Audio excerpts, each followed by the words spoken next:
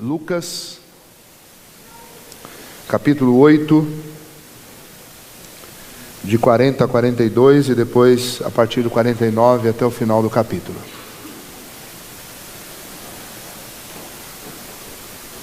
Nessa noite nós estamos agradecendo a Deus pelos nossos pais terrenos e agradecendo a Ele pela paternidade dEle. E então nós vamos ler a história de um pai que foi pedir auxílio do Senhor Jesus. Conta as Sagradas Escrituras a respeito de Jairo o seguinte: ao regressar Jesus, a multidão o recebeu com alegria, porque todos o estavam esperando. Eis que veio um homem chamado Jairo, que era chefe da sinagoga, e prostrando-se aos pés de Jesus, lhe suplicou que chegasse até a sua casa, pois tinha uma filha única de uns 12 anos que estava à morte. Versículo 49. Falava ele ainda quando veio uma pessoa da casa do chefe da sinagoga, dizendo: tua filha já está morta, não incomodes mais o mestre. Mas Jesus, ouvindo isso, lhe disse: não temas, crê somente, e ela será salva. Tendo chegado à casa, a ninguém permitiu que entrasse com ele, senão Pedro, João, Tiago, e bem assim o pai e a mãe da menina. E todos choravam e a pranteavam. Mas ele disse: não choreis, ela não está morta, mas dorme. E riam-se dele, porque sabiam que ela estava morta. Entretanto, ele, tomando-a pela mão, disse-lhe em voz alta: menina, levanta-te. Voltou-lhe o espírito, ela imediatamente se levantou, e ele mandou que lhe dessem de comer. Seus pais ficaram maravilhados, mas ele lhes advertiu que a ninguém contasse o que havia acontecido. Vamos orar mais uma vez. Senhor bendito, pedimos que assim como o Senhor já nos emocionou nesta noite, com tantas músicas, com as nossas crianças, que o Senhor nesta hora, pelo Teu Santo Espírito, nos fale, e que o Senhor quebrante o nosso coração para compreendermos, ó Deus, e aceitarmos a mensagem do Senhor para cada um de nós nesta noite. É em nome de Jesus que oramos. Amém. Muito bem. Esse é um dos relatos bíblicos a respeito da ressurreição de pessoas. A Bíblia relata pelo menos 3 nos evangelhos. 3 eventos em que Jesus ressuscitou alguém. Este evento aqui, o evento em que Jesus ressuscita a filha de Jairo. E isso não significa que ele não tenha feito mais, porque a carta aos Hebreus diz que muitos receberam os seus mortos ressuscitados nesses dias de Cristo Jesus. É bem provável que ele tenha realizado muitos milagres como esse, de ressuscitar pessoas, como ele ressuscitou a Lázaro, como ele ressuscitou a filha da viúva de Naim, como ele ressuscitou aqui a filha de Jairo.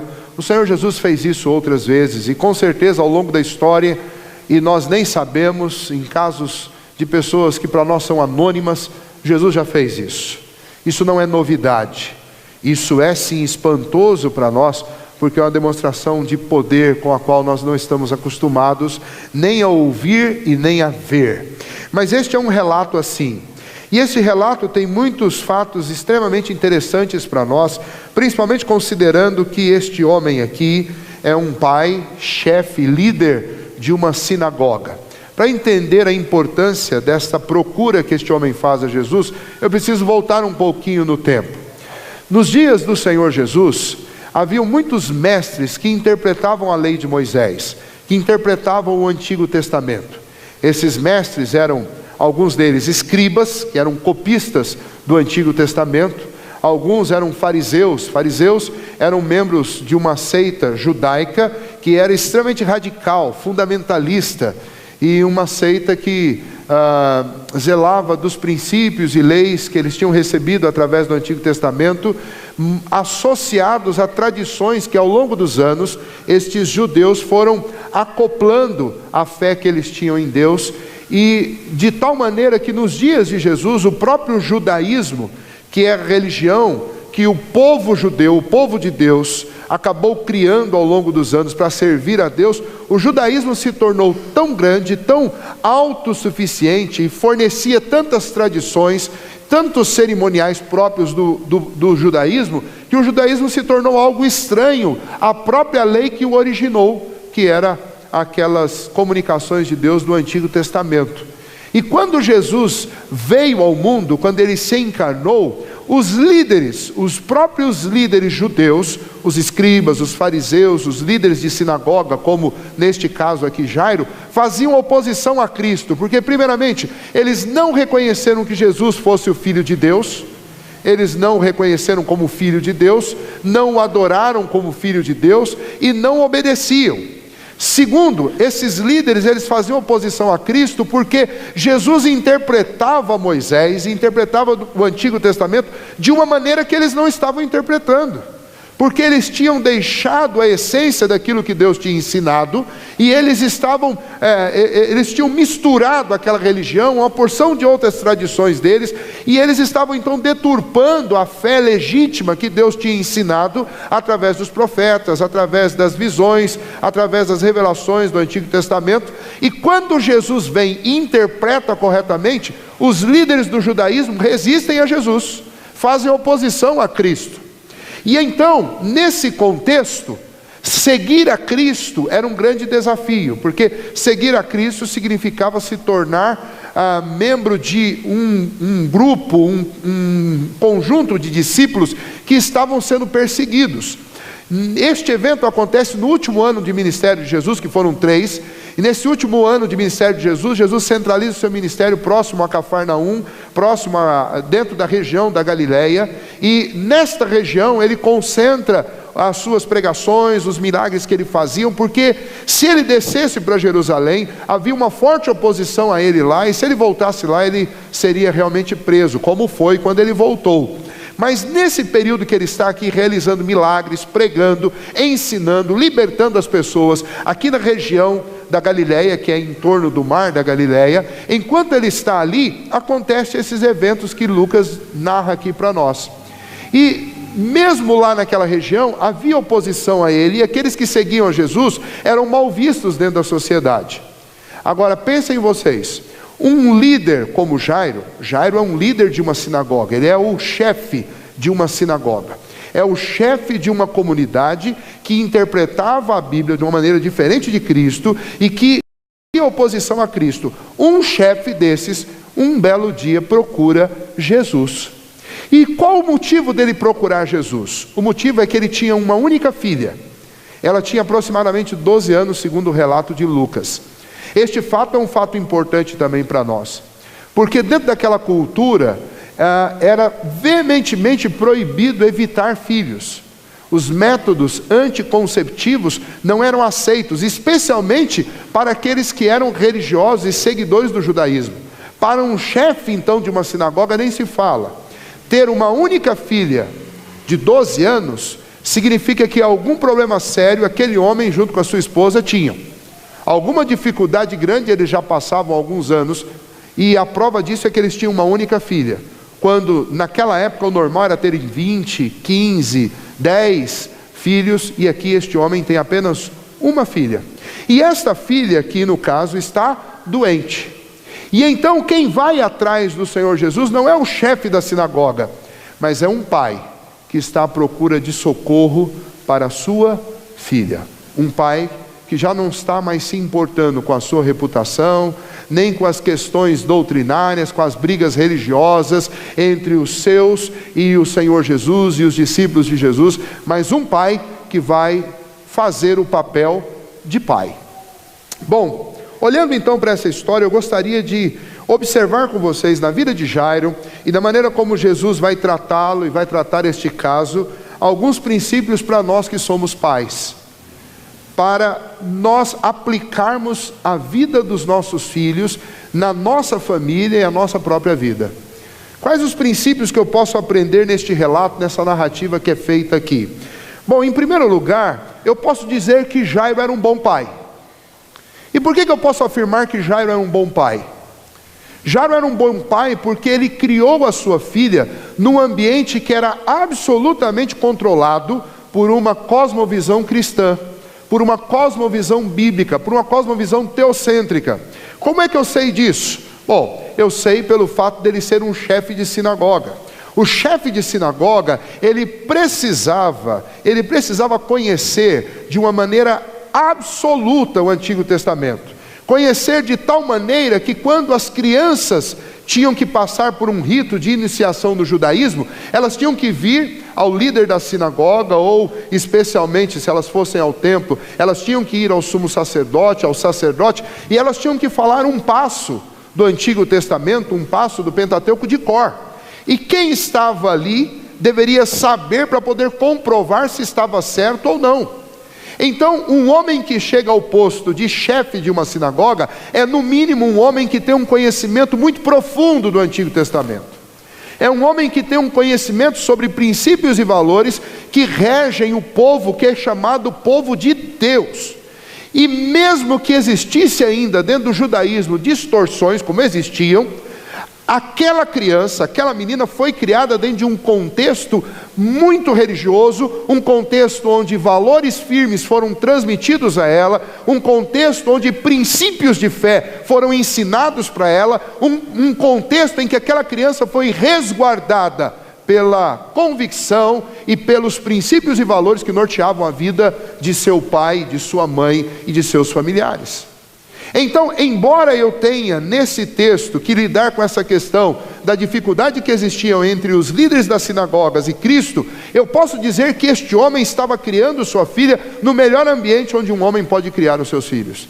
Estava criando a sua filha dentro de um contexto de fé, dentro de um contexto cristão, dentro de um contexto teocêntrico. E isso tem tudo a ver conosco hoje. Por quê? Porque nós estamos vivendo numa sociedade que faz guerra, que faz um conflito violento contra as convicções que nós aprendemos das Sagradas Escrituras.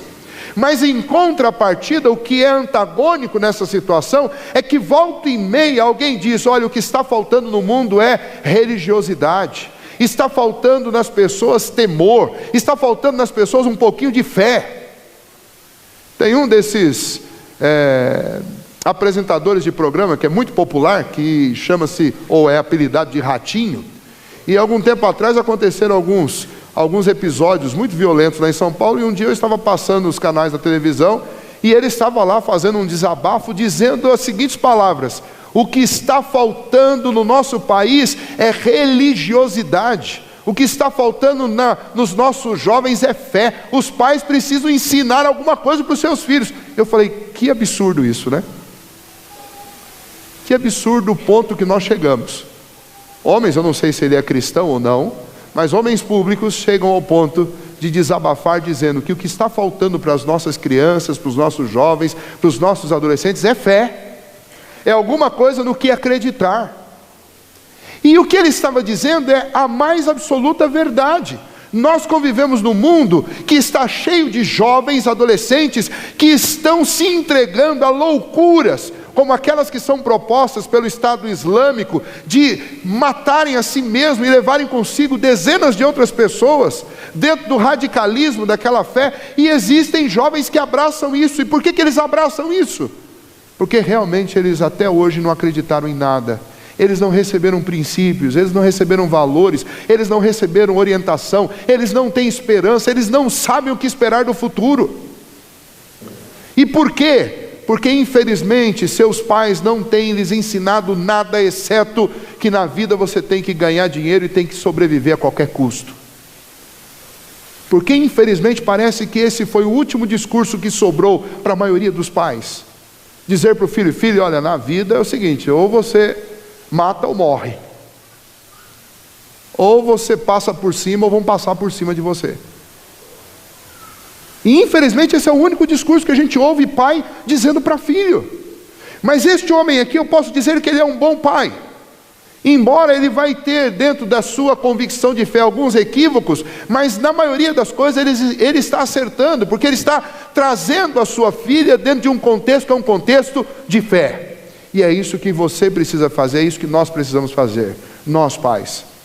Não adianta só ganhar dinheiro, não adianta acordar de madrugada, ir dormir tarde, não ver o rosto do seu filho, e quando ver, estar tão cansado que não tem humor para conversar com ele, porque toda essa sua luta, toda essa nossa luta, não vai garantir absolutamente nada para o nosso filho, porque o que pode garanti-los em alguma coisa, é a transmissão de princípios e de valores de fé, para que eles tenham com que lidar com a vida.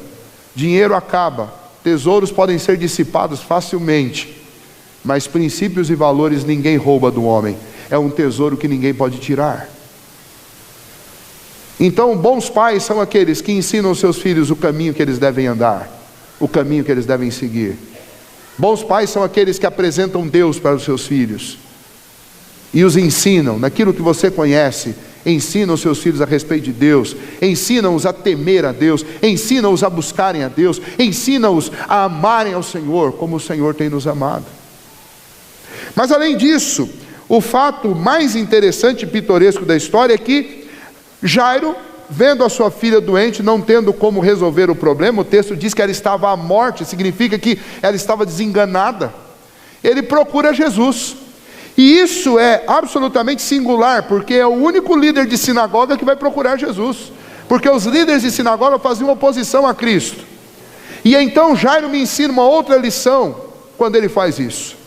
Nessa situação de crise, Jairo revê as suas convicções e percebe que a confiança dele, que estava absolutamente lançada sobre o judaísmo, estava capenga, não estava solucionando o seu problema, faltava alguma coisa. E então, ouvindo falar sobre Jesus, e é bem provável que talvez ele já tivesse até assistido o Senhor Jesus em uma das suas pregações, ou talvez ele até tivesse visto o Senhor Jesus curando alguém, é bem provável que ele conhecesse já Jesus, e conhecesse alguns aspectos a respeito da vida de Jesus, senão ele não teria ido procurá-lo. Mas no meio da sua crise, ele realmente decide abrir mão do orgulho seu de ser um líder, de ser um chefe, da sua reputação de chefe da sinagoga, e ele decide ir atrás de Jesus. E quando ele faz isso, ele está me ensinando que como um pai, como um bom pai, eu preciso entender que pai não é onipotente nem onisciente, e pai erra. Os pais erram. Em algum momento da vida é necessário que o pai admita isso, e que o pai procure a resposta correta. E é isso que Jairo está fazendo aqui. Jairo está corrigindo uma rota, Jairo está indo para aquilo que realmente deveria ser o centro da sua religião, da sua fé. O livro que Jairo estudava e seguia é o mesmo que está aí na sua Bíblia, é o Antigo Testamento.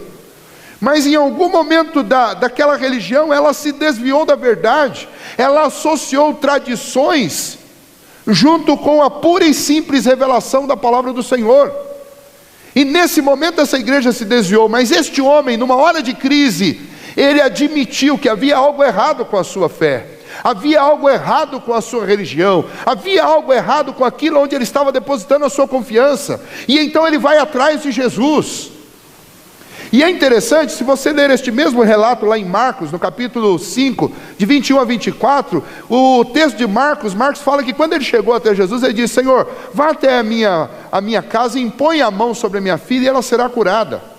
Nesse momento aí, quando ele fala sobre impor a mão sobre a minha filha e ela será curada, ele ainda está falando com a linguagem da sua religião. Porque na religião dos judeus, eles acreditavam que qualquer profeta, qualquer um que proclamasse a palavra, tinha um poder que vinha do céu, e era esse poder que curava. Então eles estavam falando algo correto. Se ele estivesse buscando a ajuda de qualquer pregador do seu tempo, estava absolutamente correto. Ou do nosso tempo, absolutamente correto. O poder é de Deus, não é do pregador. Mas no caso específico de Cristo, não, porque no caso específico de Cristo, ele não é apenas um profeta, ele é verdadeiramente o Filho de Deus. E então Jairo chega até Jesus e faz esse pedido a Jesus, mas ele obviamente teve que vencer muitos obstáculos para chegar até lá.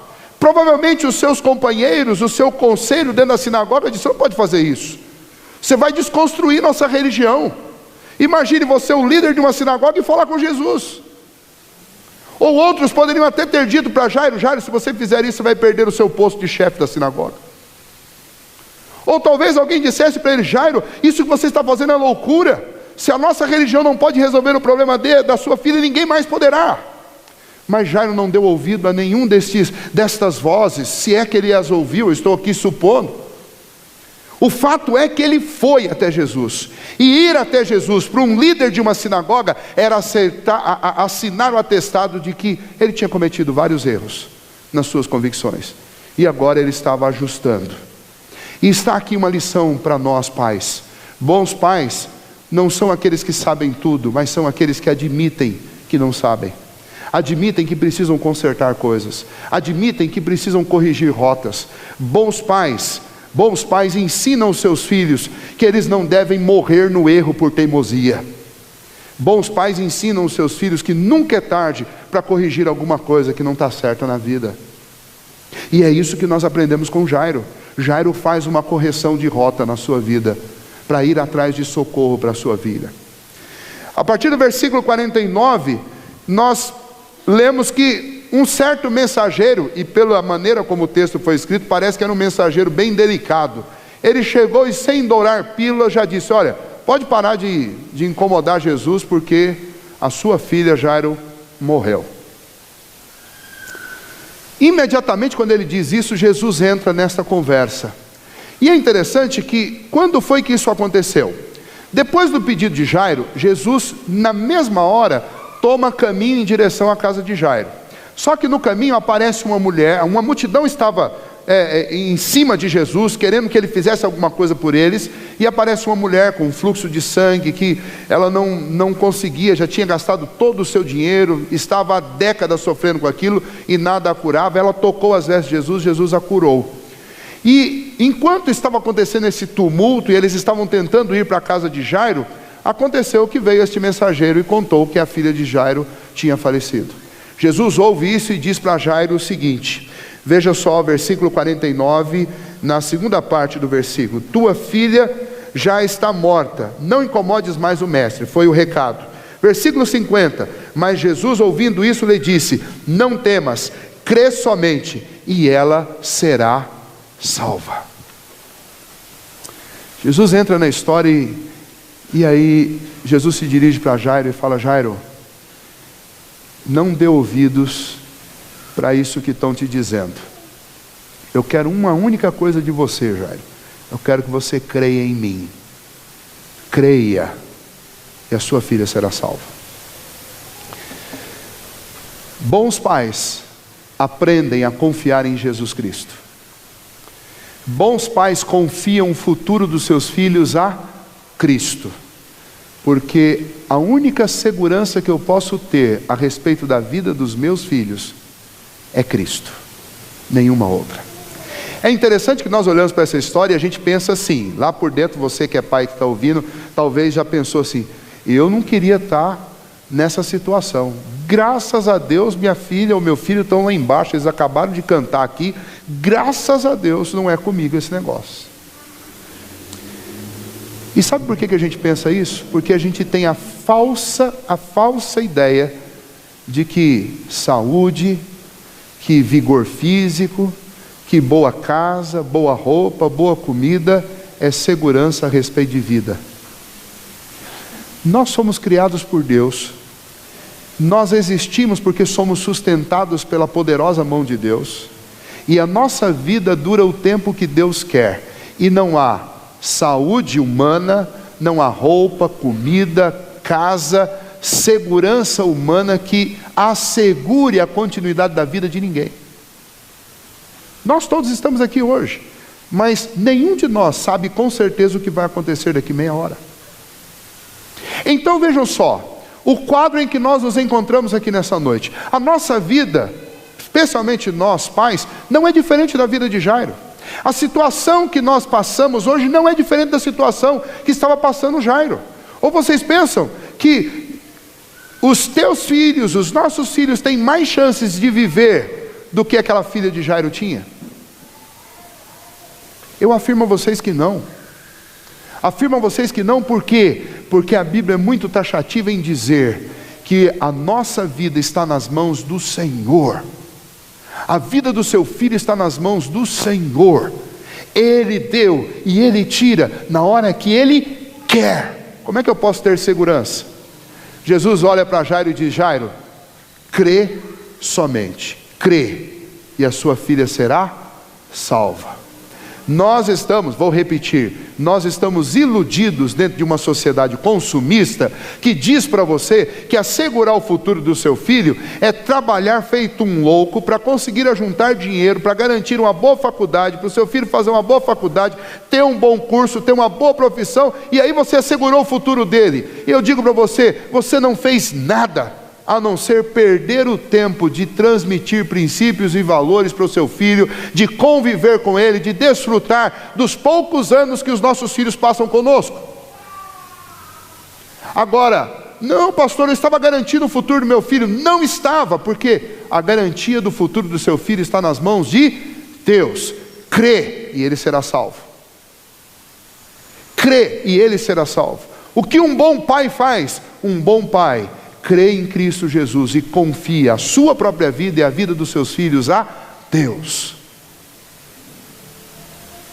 É isso que bons pais fazem. Porque nem dinheiro, nem a casa segura, nem a saúde aparente que nós desfrutamos pode garantir coisa alguma na nossa vida, mas somente Jesus. A nossa vida é como um fio, uma linha muito tênue, que pode ser quebrada por qualquer coisa.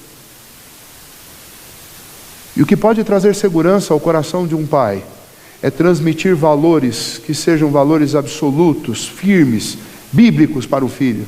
O que pode trazer segurança para um filho é ensiná-lo que na vida sempre será necessário corrigir rotas. O que traz segurança para o coração de um pai em relação ao seu filho é confiar em Cristo Jesus para guardar a vida do seu filho, porque Ele é o único que pode fazê-lo. O Dia dos Pais é uma data especial porque a gente pode se aproximar. E aí o pai se aproxima do filho, o filho se aproxima do pai, filhos que moram longe vêm passar o dia com os pais. Isso é maravilhoso. Mas o ônibus da Transpen, 00:15, vai partir. 1h15 da manhã, Curitiba, Ponta Grossa. E o seu filho vai de novo. Como é que você vai dormir em paz? Você só vai dormir em paz se você realmente confiar em Jesus. É Ele que guarda a vida do seu filho. Pastor, como é que eu faço para confiar em Jesus? Olha, isso é muito simples. O Senhor Jesus sempre nos convida: vinde a mim. Você que está cansado, que está sobrecarregado, eu vou aliviar você. É tão somente crer e descansar. Bom, o que aconteceu, concluindo, com Jairo? Jairo creu em Jesus. Jesus chegou na casa e quando chegou lá estava todo mundo chorando. Tinham lá aquelas mulheres, e naquela cultura era hábito isso. Na nossa cultura, quando a gente quer demonstrar carinho, quando alguém parte, a gente vai lá e compra uma coroa de flores e manda levar lá no local onde está acontecendo o velório. Mesmo que a gente não possa ir, a gente manda as flores. Naquela cultura lá, eles contratavam mulheres, que eram mulheres eram chamadas de carpideiras, as mulheres que iam chorar nos velórios. Então, quanto mais famoso era uma pessoa, mais gente para chorar no velório tinha. Nem sempre era porque eram pessoas queridas, era pessoa contratada por outro para ir lá chorar. Então isso acontecia, cultura, eu acredito que deve acontecer lá até hoje assim. E então quando Jesus chegou, tinha um monte de gente chorando lá. E Jesus, quando viu aquele povo chorando, mandou todo mundo parar. Parem. Ela não está morta, ela está dormindo. E aí, devem ter sido as carpideiras, né? Começaram a dar risada de Jesus. Imagina, nós entramos lá, está gelada, está morta. Imagina. Mas o que Jesus estava dizendo não é que ela estava dormindo porque ela não tinha morrido. O que Jesus estava dizendo é que para ele, aquela morte era como um sono. Ele podia despertá-la daquele sono a hora que ele quisesse. E é interessante que é isso que Jesus faz. Jesus entra junto com Pedro, Tiago e João, as pessoas mais íntimas do seu convívio, e leva consigo o pai e a mãe para dentro daquele quarto, e então ele toma a menina pela mão e ele diz: menina, levante. E na mesma hora a menina levantou. E ele ordenou aos pais: deem comida para ela. Para ninguém vir dizer que era um fantasma depois. Deem comida para ela. Ou talvez porque a doença dela era exatamente uma doença que a impossibilitava de comer. E agora Jesus está dizendo: não estou só despertando da morte, mas estou curando. Pode dar comida para ela que ela vai comer. E aqui nós aprendemos neste texto, que é tão rico, é tão importante para a nossa vida, que para nós pais, fracos, impotentes, diante da doença, diante do desemprego, diante dos problemas, diante dos conflitos familiares, nós temos o Senhor Jesus. Ele é suficiente para tratar de todos os meus problemas, de todas as minhas dificuldades. A última lição desse texto, e que você como um bom pai deve saber, bons pais devem saber que onde o homem fracassa, Cristo não fracassará. Bons pais devem saber de que onde eu como pai fracassei, o meu Senhor Jesus não fracassará. E Jesus não fracassou. Jesus entrou naquele quarto, e veja só, num ato absolutamente simples, não tem remédio, não tem nenhum tipo de coisa mirabolante, apenas a palavra do Senhor. E se você quer saber qual é o poder da palavra do Senhor, você pode inclusive perguntar para o seu filho adolescente ou criança que está na CDC, vocês que são pais das crianças da CDC, fala assim: olha, o pastor pediu para eu perguntar para você qual que é o poder da palavra do Senhor. Estou estudando isso com eles. Lá no princípio, livro de Gênesis, capítulo 1, diz que Deus criou todas as coisas pela palavra do seu poder. Com uma única só palavra, Deus trouxe à existência coisas que antes não se viam. E como Ele fez isso? Apenas dizendo: haja. Ele disse: haja luz, e houve luz. E assim Ele criou todas as coisas, a terra, o mar, todas as criaturas que existem aqui, todos os astros que existem no universo, foram criados apenas com a palavra do poder do Senhor. Agora eu pergunto para você: se Deus trouxe este universo, que para nós homens é infinito, a existência apenas com a palavra da sua boca, você acha que uma menina de 12 anos pode resistir às palavras do Criador quando Ele diz: levante? E ela levantou. É poder de Deus. Sofre grande prejuízo o pai e a família que não conta com a palavra de poder de Deus. Por que eu preciso ter a Bíblia aberta na minha casa? Não para ela ficar lá como um enfeite, mas aberta para que ela seja lida, para que ela seja ensinada. Por que eu preciso transmitir esses valores do reino de Deus para os meus filhos? Para que eles conheçam o Deus a quem nós servimos, para que eles conheçam a Jesus Cristo, não apenas como uma estátua de alguém que foi pregado numa cruz, mas para que eles conheçam Jesus como aquele que está vivo e que tem todo o poder, a quem eu posso orar e posso clamar, e Ele com a palavra da sua boca pode mudar absolutamente todo o contexto da minha vida. Tem muita gente que duvida da fé e duvida do que o cristianismo propõe, e eu pergunto a você: você acha mesmo que existem bilhões de cristãos ao redor do globo, servindo ao Senhor, reunidos num culto como nós estamos hoje, se Deus não estivesse operando coisas extraordinárias na vida deles? Você acha mesmo que existiriam cristãos, existiriam crentes no mundo, se Deus não existisse? Nós estamos aqui, nós servimos a Deus porque Deus existe. Ele tem mudado a nossa vida, Ele tem transformado nossa maneira de pensar, nossa maneira de agir. Ele nos deu esperança, Ele nos deu convicção. O que você aguarda do seu futuro? Eu digo para você o que eu aguardo do meu futuro. Eu tenho a certeza, não por mim mesmo, mas porque Deus faz isso, que todo aquele que crê em Deus não morre, mas vive eternamente. Vai passar pela morte física, mas a morte física é uma vírgula na existência de um cristão, porque no dia em que os nossos olhos se fecharem aqui, eles se abrirão na glória eterna do Senhor, e nós desfrutaremos da vida eterna para sempre. Aí você diz: pastor, como é que o senhor sabe disso? Ninguém voltou para contar. Eu não preciso ver para crer. Eu não preciso de provas físicas para crer, porque a palavra do meu Deus é absolutamente suficiente para isso. A mesma palavra que trouxe todas as coisas à existência, comunicou a nós que o Senhor é a vida, que Ele é o caminho, que Ele é a verdade, e que ninguém vai ao Pai se não for por Ele. Esta mesma palavra, esta mesma boca cheia de poder, disse que aquele que crer nele tem a vida eterna, quem não crer já está condenado. O que este pai experimentou na sua vida foi o poder transformador de Cristo. Naquele momento de crise, Cristo transformou a sua religião, a sua fé, Cristo transformou sua filha, Cristo transformou aquela família. Eu não sei qual é a crise que você está passando hoje, mas eu digo a você que Jesus Cristo pode transformar e converter a sua crise em bênção. Vamos ver como Jairo saiu dessa situação. Jairo entrou nessa situação como um religioso equivocado, que estava prestes a perder sua filha. Agora, como que ele saiu dessa situação?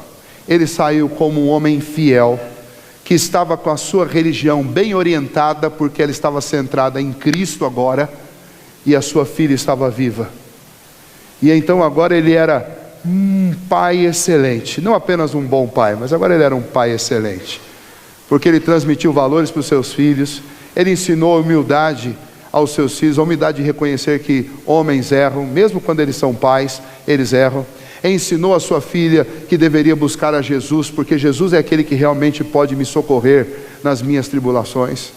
Corrigiu a teologia, acertou o seu relacionamento com Deus, e consequentemente é óbvio que os seus relacionamentos foram também todos transformados por causa desse encontro com Cristo.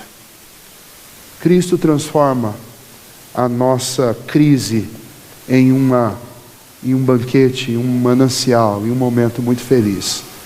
Eu não sei qual a crise que você está passando, mas eu tenho certeza de que esta crise é um instrumento de Deus para levar você exatamente para o lugar onde você pode ter um real encontro com Jesus. Foram aquelas crises, ou aquela crise, que fez com que Jairo encontrasse aquele que realmente tem poder, que é Jesus. A sua crise pode ter te trazido aqui nesta noite. A sua crise pode ter te colocado com um coração sensível aqui nesta noite. Eu quero que você aproveite a sua crise para que você possa encontrar Jesus no meio dela, porque são as palavras de Jesus que podem transformar a nossa realidade. Para vocês que são pais, meu desejo sincero é que vocês se tornem, ou se já são, continuem a ser bons pais. Pais que transmitem valores para os seus filhos, valores da fé, valores da palavra de Deus. Pais que não têm vergonha de admitir erros e de corrigir rotas, porque assim você vai ensinar o seu filho também a fazer isso. Pais que confiam absolutamente em Deus, creem e sabem que Jesus Cristo não falha. Aonde nós falhamos, Ele não falhará, porque Ele tem todo o poder. Que Deus abençoe cada um de vocês e que você guarde essas palavras para que o seu coração seja fortalecido em Cristo Jesus, para que você confie inteiramente a sua vida e o seu caminho a Ele. Crê somente e a sua vida, a vida da sua família será salva. Vamos orar. Fique de pé, feche os seus olhos, nós vamos orar encerrando. Senhor nosso Deus, nós te agradecemos, ó Pai, porque a Tua palavra está cheia de exemplos para nós, a respeito do quão poderoso o Senhor é, e do quanto, ó Deus, o Senhor se importa conosco, com as nossas crises, ó Deus, com os nossos problemas. Aliás, o Senhor mesmo permite que estas coisas todas aconteçam, para que nós possamos ser aproximados do Senhor. Assim, ó Deus, nós te agradecemos nesta noite, por esse momento tão memorável na vida de cada um de nós homens, quando nos lembramos, ó Deus, deste ministério que o Senhor nos deu, que é a paternidade. Mas te louvamos mais, ó Deus, porque podemos aprender com a Tua palavra, especialmente neste exemplo que acabamos de ver da vida de Jairo. Aprender, ó Deus, que pais transmitem princípios aos seus filhos, que pais também erram, mas podem corrigir e devem corrigir seus erros, que pais precisam confiar inteiramente em Cristo Jesus, se querem ver o bem dos seus filhos e o futuro deles. Obrigado pela Tua palavra que nos mostra o poder do Teu Filho Jesus, poder esse, ó Deus, que é absoluto, e que não existe coisa grande demais para Ele. Não há nada que o Senhor não possa fazer, não há problema que o Senhor não possa resolver, não há luta que o Senhor não possa vencer, não há relacionamento que o Senhor não possa restaurar, não há filho que o Senhor não possa, ó Deus, corrigir. Por isso, ó Pai, nesta noite, nós que somos pais, Queremos, ó Deus, declarar que confiamos no Senhor e reconhecer que sem o Senhor nós nada podemos fazer. E precisamos, ó Deus, do Senhor para exercer a paternidade, como, ó Deus, o Senhor quer que nós façamos, com fé, com toda a dedicação, com todo o empenho. Então abençoe, ó Deus, a cada um de nós que somos pais. Nós te pedimos, nós te suplicamos isto, enchendo o nosso coração de fé em Cristo Jesus. E, ó Deus, nos socorrendo nas muitas crises que passamos, para que possamos dar testemunho aos nossos filhos, de que não fomos nós com a nossa força de homem, mas foi o Senhor com o poder da Tua palavra que nos deu a vitória em meio às lutas. Assim, ó Deus, que o Senhor socorra aqueles que estão aqui passando por dificuldades, por lutas, por problemas, ó Deus, que o Senhor conhece, nós não conhecemos, eu não sei, mas o Senhor sabe. E por isso eu te peço, ó Deus, que o Senhor venha socorrer, que o Senhor venha curar, que o Senhor venha transformar, que o Senhor abençoe e se faça presente no meio de cada uma dessas famílias, ó Deus. Transforme corações, transforme vidas, ó Deus, para a honra e glória do Teu nome. Oramos ao Senhor agradecidos, porque o Senhor tem nos tratado como filhos amados, e nós te louvamos por esse grande amor. E como filhos do Senhor, suplicamos nessa noite que o Senhor nos ajude e nos abençoe, ó Pai. Em nome de Jesus que te pedimos isso. Amém, Senhor.